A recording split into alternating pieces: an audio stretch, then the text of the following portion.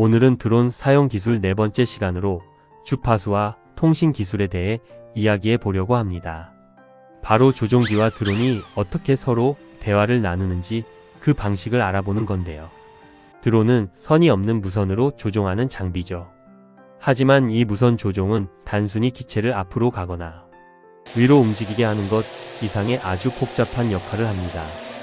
요즘 나오는 현대적인 드론들은 조종기가 보내는 명령 신호만 처리하는 게 아닙니다. 카메라가 찍는 실시간 영상부터 드론의 현재 위치 그리고 비행 데이터까지 수많은 복합 데이터를 동시에 아주 빠르게 주고받는 고도화된 통신 시스템을 갖추고 있습니다. 그래서 이번 시간에는 드론과 조종기 사이에서 어떤 방식으로 통신이 이루어지는지 그리고 주파수 기술이 어떻게 하늘에서 안정적인 비행을 가능하게 만드는지 그 기술적 원리를 핵심만 담백하게 살펴보겠습니다. 먼저 드론 통신의 가장 기본적인 구조부터 알아보겠습니다. 드론과 조종기가 공중에서 무선으로 신호를 주고받을 때는 보통 두 가지 주파수 대역을 씁니다. 바로 2.4GHz와 5.8GHz 대역인데요.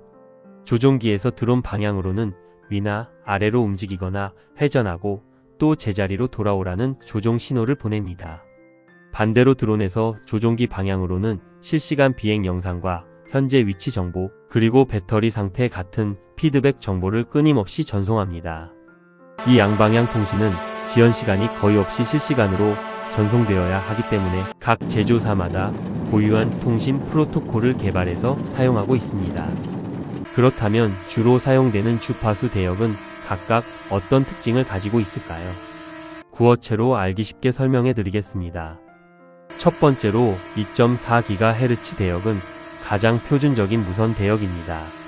장점으로는 신호가 도달하는 거리가 길고 벽이나 나무 같은 장애물을 뚫고 나가는 관통력이 우수하다는 점이 있습니다. 반면 단점으로는 우리 주변에서 흔히 쓰는 와이파이나 블루투스도 이 대역을 쓰기 때문에 도심지에서는 전파 간섭이 자주 발생할 수 있습니다. 두 번째로 5.8GHz 대역은 더 높은 고주파 대역입니다. 장점은 데이터를 보내는 속도가 아주 빨라서 화면에 표시되는 실시간 영상 품질이 매우 우수하다는 점입니다. 하지만 단점으로는 신호가 도달하는 거리가 상대적으로 짧고 장애물에 가로막히면 신호가 쉽게 약해진다는 특징이 있습니다. 최근에 출시되는 드론들은 이러한 문제를 해결하기 위해 주파수를 자동으로 전환하는 기술을 씁니다. 주변 환경을 실시간으로 감지해서 2.4GHz와 5.8GHz 중 더 깨끗한 채널로 알아서 바꾸는 방식인데요. 전문 용어로 FHSS, 즉 주파수 도약 확산 방식을 사용하여 어떤 상황에서도 가장 안정적인 통신 상태를 유지하게 됩니다.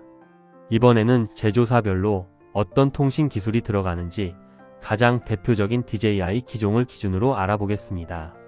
가장 최신 기술은 DJI 오큐싱크 4.0 시스템입니다. 최근 출시된 DJI 아바타 2나 미니 4 프로 같은 최신 모델들에 탑재된 최고급 디지털 전송 시스템인데요. 최대 20km까지 끊김없이 고화질 영상을 실시간으로 전송할 수 있는 객관적인 성능을 자랑합니다. 주변에 전파 간섭이 생기면 알아서 채널을 변경하는 기능도 아주 탁월합니다. 그 이전 세대 모델에는 오큐싱크 2.0이나 3.0 시스템이 쓰였습니다.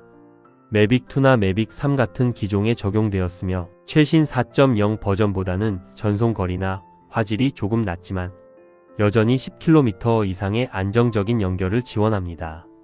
과거 아주 구형 모델에는 라이트 브릿지라는 고해상도 영상 전송 시스템이 쓰이기도 했습니다. 초기 디지털 전송을 이끌었지만 지금의 오큐싱크보다는 반응 속도가 느린 편입니다. 마지막으로 아주 저가형 드론이나 완구용 기종들은 와이파이 기반 전송 방식을 씁니다. 드론과 스마트폰을 직접 와이파이 신호로 연결하는 방식인데요.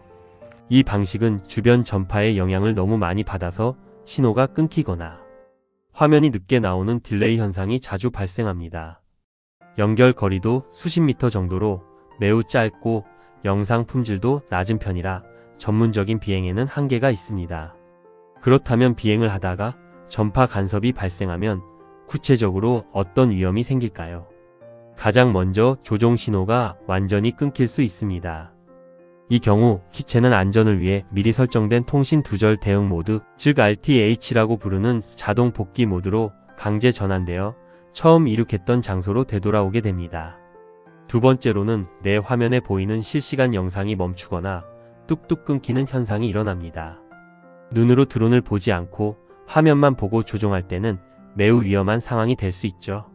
세 번째로는 GPS 수신 오류가 나거나 기체의 방향 감지 기능이 순간적으로 실패할 수 있습니다. 이런 전파 간섭은 특히 건물이 빽빽한 도심 고층 밀집 지역이나 와이파이 공유기가 밀집된 실내 행사장, 그리고 공항이나 방송통신소, 군사통신기지 주변에서 자주 발생하므로 각별한 주의가 필요합니다. 참고로 국내 현행 항공안전법에 따르면 통제 공역이나 원전 주변뿐만 아니라 비행금지 구역에서의 무단 비행은 엄격히 금지되어 있습니다. 그럼 우리 같은 사용자들이 안전하게 비행하기 위해서 꼭 알아야 할 통신 관리 요령을 몇 가지로 요약해 드리겠습니다. 첫째, 이륙하기 전에 조종기 화면에 표시되는 안테나, 신호 강도를 반드시 확인해야 합니다. 둘째, 드론과 조종기 사이의 벽이나 나무, 자동차 같은 장애물이 끼어들지 않도록 시야가 확보된 곳에서 비행하는 것이 좋습니다. 셋째, 조종기 안테나는 꺾어두지 말고 항상 수직으로 올바르게 펼쳐서 안테나의 넓은 면이 드론 방향을 향하도록 맞춰주어야 신호가 가장 잘 전달됩니다. 넷째, 비행 중에 화면에 전파 간섭 경고 문구가 뜨면 당황하지 말고 즉시 고도를 높여 장애물을 피하거나 안전하게 제자리로 착륙시켜야 합니다. 다섯째, 드론이 나에게서 멀리 떨어질수록 주파수 특성상 5.8GHz보다는 멀리 가는 이 점, 4GHz 대역이 훨씬 유리하다는 점을 기억하시면 좋습니다. 오늘의 내용을 정리해 보겠습니다. 드론이 우리 손끝의 움직임에 따라 즉각적으로 반응하는 것은 단순한 무선 조종이 아니라 눈에 보이지 않는 공중에서 고속으로 주파수를 교환하고 수많은 데이터를 실시간으로 주고받기 때문입니다. 하늘과 드론을 연결하는 이 보이지 않는 신호선의 원리를 명확하게 이해하고 안전수칙을 준수하는 것이야말로 더욱 안정적이고 신뢰할 수 있는 비행을 즐기는 합리적인 방법입니다.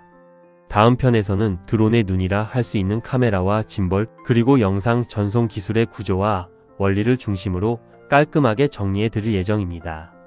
오늘 이야기가 흥미로우셨다면 구독과 좋아요, 알림 설정까지 부탁드립니다.